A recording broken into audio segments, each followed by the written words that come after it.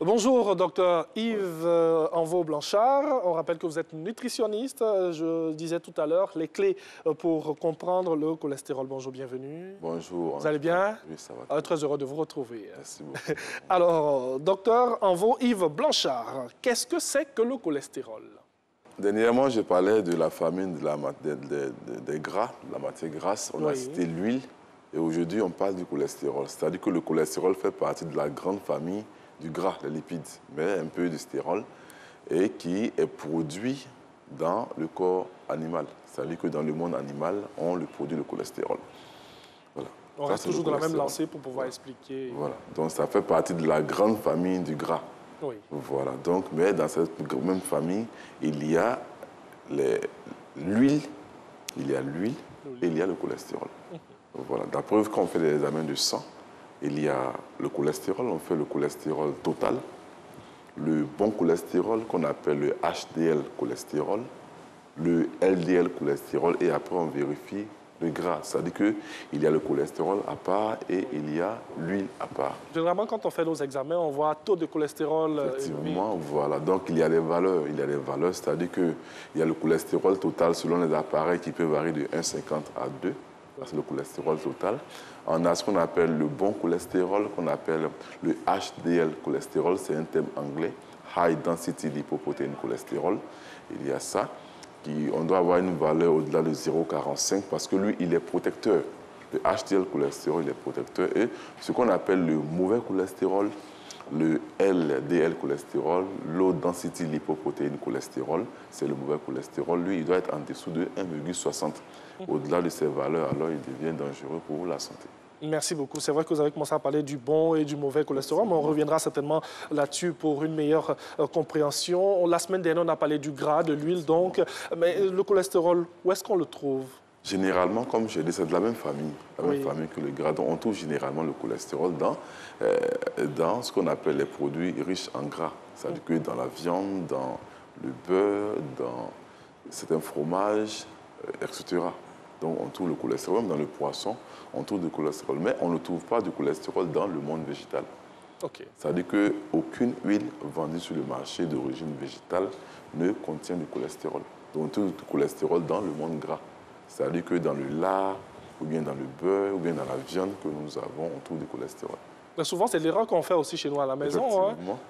On se dit que si on consomme de l'huile, eh bien, ça va augmenter le taux de cholestérol. Non. Souvent, c'est l'erreur qu'on commet. On se dit non, je ne mange pas de l'huile parce que j'ai un taux de cholestérol élevé. Alors, j'aimerais faire comprendre à tous ceux qui nous suivent que on doit comprendre le cholestérol. Lorsque nous faisons un bilan de sang et que nous avons le cholestérol dans le sang, on dit généralement, ce qui est écrit, c'est que le cholestérol que nous avons dans le sang, la majeure partie, c'est-à-dire que les 75%, ont été produits dans le foie. Donc, il y a une production interne de cholestérol qui est plus élevée que ce que nous mangeons. Bien sûr. C'est-à-dire que, je prends un exemple. Si je connais un aliment qui peut induire une production, et puis je connais un aliment qui en contient peu, s'il y a un choix à faire, je vais faire le choix de celui qui contient un peu de cholestérol. Mais fais attention à ce que je dois produire à l'intérieur de moi. Parce que lui, il fait près de 75% du taux de cholestérol sanguin. Donc voilà. Vous comprenez? Donc, oui, bien sûr. Donc, on ne peut pas en abuser. Voilà. C'est-à-dire que ce n'est pas ce que j'ai mangé qui va induire mon cholestérol dans le sang. Ce n'est pas le cholestérol que j'ai mangé. Mais c'est un aliment que je vais manger qui va induire la production. C'est-à-dire qu'il y a une production interne dans le foie. Déjà, oui. Voilà, dans le foie. Et à ce niveau, j'aimerais faire une bonne précision. Allons-y. Alors, on note que lorsqu'on fait des tests à l'hôpital et on fait des analyses, on se rend compte qu'il y a beaucoup plus de jeunes personnes, de jeunes hommes, garçons, qui font plus de cholestérol que chez la femme. Ce qui est confirmé, c'est que lorsque, à âge égal, c'est-à-dire que lorsqu'on est adulte, une femme qui a une activité ovarienne normale, c'est-à-dire qu'une activité ovarienne normale, alors on dit que chez cette femme, il y a une hormone qu'on appelle l'oestrogène qui protège la femme. Donc vous allez voir que la jeune femme fait moins de cholestérol que le jeune homme. Parce que nous, les hommes qui n'avons pas cette hormone, nous n'avons pas de protection. Donc nous en produisons plus que les femmes. Mais la femme est aussi protégée jusqu'à partir de la ménopause alors elle n'est plus protégée. Ou bien une femme qui prend des précautions avec des contraceptifs, alors cette femme-là n'est pas aussi bien protégée comme celle qui n'a pas, qui n'utilise pas les méthodes de contraception. Voilà. Donc, c'est pour dire que nous produisons en nous, mais à âge égal, l'homme produit plus de cholestérol que chez la femme. C'est-à-dire qu'on va prendre les mêmes risques. Je prends un exemple. Vous êtes à la maison, monsieur, madame. Oui. Alors, il y a les aliments que madame va manger et que vous-même, vous allez manger ces mêmes aliments. Mais lorsqu'on fera le bilan, c'est vous qui allez faire, vous, le garçon, c'est vous qui allez faire le cholestérol, alors que la femme n'en fera pas.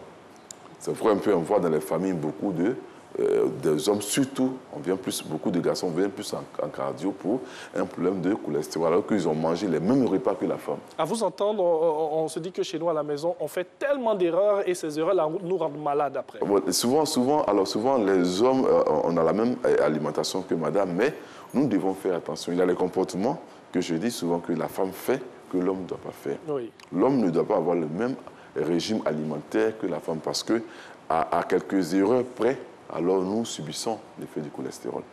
Voilà. Alors que nous avons mangé les mêmes repas que madame. La madame est protégée. Nous, les hommes, on n'est pas protégés. Généralement aussi, on nous dit je mange très tard, donc cela fait que mon cholestérol est élevé et tout. Qu'en est-il exactement de ce que nous disons chez nous à la maison? Non, ce n'est pas à ce niveau. Oui. Si nous mangeons tard, que nous n'avons pas, par exemple, nous n'avons pas dépensé l'énergie, dans le bilan que nous faisons, il y a ce qu'on appelle les triglycérides, c'est-à-dire les graisses. C'est-à-dire que comme nous avons mangé, que nous n'avons pas dépensé l'énergie, alors à ce niveau, le corps va déposer ce que nous avons mangé, cette énergie, sous forme de gras. Oui. Donc on verra les triglycérides, c'est-à-dire que les lipides, les gras, on voit la graisse dans le sang, mais ce n'est pas le cholestérol. Oui. Le cholestérol dans le sang est dû. En science, c'est ce qu'on appelle les aliments à index glycémique élevé. C'est-à-dire que les aliments qui descendent vite dans le sang. Je prends un exemple. On prépare le riz. Le riz, on le mange. Oui. Quelqu'un va manger le riz à basse température. Le riz, il est cuit, il a laissé refroidir. Celui qui va manger le riz un peu chaud fumant, lui, il va faire du cholestérol, alors qu'il a mangé le même riz que l'autre.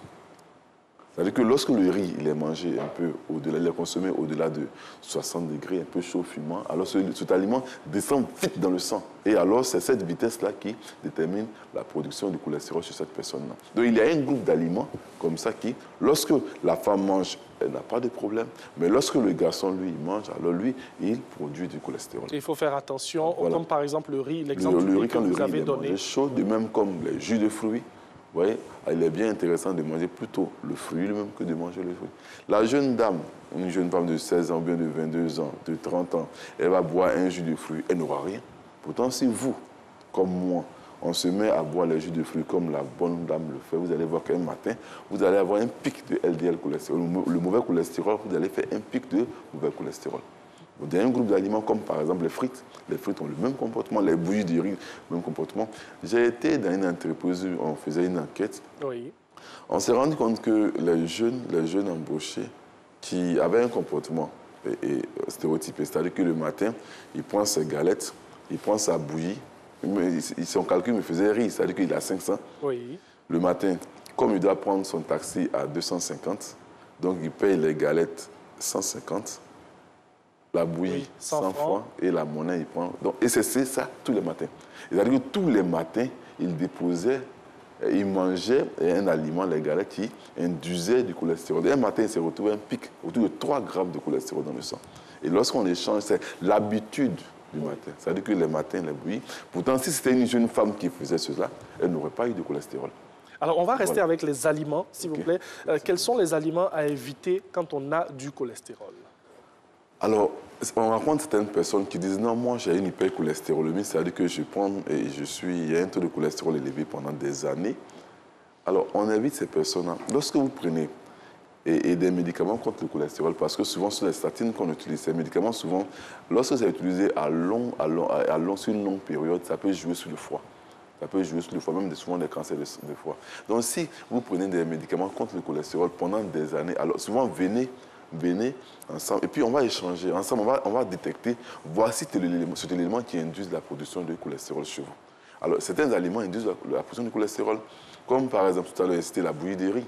la bouillie de riz qui va le cholestérol, il y a aussi les fruits de pommes de terre, même le pain blanc. Comme je dis souvent à mes patients, le pain blanc, on ne mange pas le pain blanc simplement.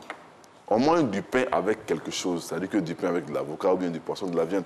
Mais lorsque vous mangez le pain blanc, c'est-à-dire que vous allez à la boulangerie, vous payez un pain blanc bien chaud, croustillant, que vous le prenez. Si vous prenez cette attitude, un matin, vous aurez le LDL cholestérol, vous devrez avoir un pic de cholestérol. Et on le consomme comme ça, surtout quand il est chaud. Voilà, il est très intéressant, mais avec les patients qu'on rencontre, vous allez, certains ont eu leur cholestérol juste parce qu'ils affectionnent le pain blanc croustillant.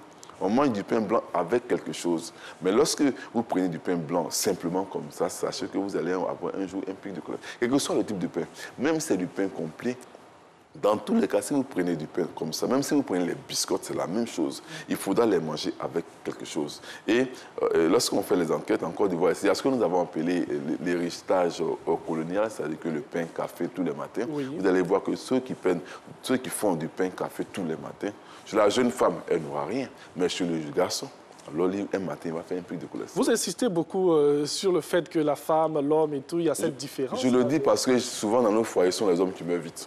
Je le dis. Et aujourd'hui, on a trouvé le secret. On a trouvé pourquoi souvent les hommes meurent vite. Parce qu'il y a des choses que femme fait, garçon ne fait pas. Oui. Voilà. Et c'est ce que vous expliquez. Voilà, c'est pourquoi j'insiste depuis.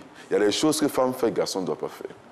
Quand un homme ne sait pas qu'il fait la même chose comme sa femme, alors vous allez voir tout de 45 ans, 50 ans, 60 ans, on pense qu'on est âgé. Non, à 40 ans, nous ne sommes pas âgés, nous sommes encore jeunes. À 50 ans, on vient de faire une moitié, il reste encore une moitié. Mais généralement, dans les foyers, quand vous arrivez, vous voyez, c'est chaque fois le monsieur qui est malade, la faim, la AVC, là, parce qu'il s'est comporté comme une femme durant son temps, pendant qu'il mangeait. Il y a des choses qu'il dit bien, une femme fait que le garçon ne fait pas. Bon, on va continuer sur ces choses-là pour nos téléspectateurs, sur ces choses que la femme doit faire et l'homme ne doit pas faire. Lesquelles encore? Vous en avez cité plusieurs, quelques-uns de ces faits. Alors, je pense souvent, nous sommes chez nous, on passe souvent à bord d'un maquis ou bien d'un bar, on passe. Vous allez voir monsieur, madame, le soir, ils sont sortis en train de boire. Alors, comme monsieur veut jouer les sucreries, il prend les sucreries comme madame. La femme, elle prend les sucreries, l'homme, il prend du vin.